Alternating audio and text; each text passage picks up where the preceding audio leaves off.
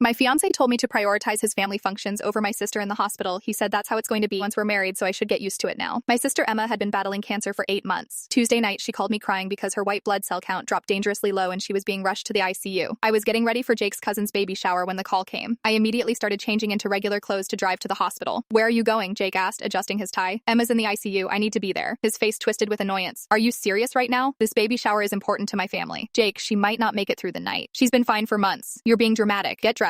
We're leaving in 10 minutes. I stared at him in disbelief. I'm not going to a party while my sister is fighting for her life. Listen, he said, grabbing my shoulders. Once we're married, my family comes first. That's how marriage works. You need to get used to it now. I felt something cold settle in my stomach. Your family comes first? What about my family? Your sister will be fine. She always is. But if we miss this shower, my mom will never forgive us. I looked at this man I'd been planning to marry and realized I didn't recognize him at all. Go to your shower, Jake. I'm going to the hospital. If you leave now, don't expect me to pick you up later. Fine. I drove to the hospital and spent the next 14 hours holding Emma's hand while she struggled to breathe. Around noon the next day, Jake finally showed up with flowers and that fake apologetic smile. How's she doing? Sorry I couldn't make it last night. The shower ran really late. Emma was unconscious, hooked up to machines. I'd been awake all night watching her fight. The shower was more important than this? Come on, don't be like that. I'm here now. That's when Emma's doctor walked in with test results. Her numbers had improved overnight, but she'd need intensive treatment for weeks. She's going to need family support during this time, the doctor explained. Jake immediately jumped in. Well, we're getting married next month, so obviously that comes first, but after the honeymoon, we can figure something out. The doctor looked confused. Sir, your fiance's sister will need daily support for at least 6 weeks. Right, but we already paid for the venue. I stood up slowly. Jake, can I talk to you outside? In the hallway, I handed him his engagement ring. What are you doing? Calling off the wedding. Over one argument? You're being crazy. You chose a baby shower over my dying sister, then suggested our wedding was more important than her cancer treatment. I never said she was dying. You never asked if she was dying, that's the problem. He started panicking. Look, we can postpone the honeymoon. I can compromise. It's not about compromise, Jake. Last night, you showed me exactly what our marriage would look like. Your family first, always. Mine as an afterthought. I walked back into Emma's room and sat down beside her bed. Jake followed, begging, please don't do this. What about everything we planned? Emma's eyes fluttered open. She'd heard everything. Good choice, sis, she whispered weakly. 2 months later, Emma was in remission. Jake had been calling daily, saying he'd changed, but I remembered what he said that night. That's how it's going to be once we're married. He told me exactly who he was. I just finally listened.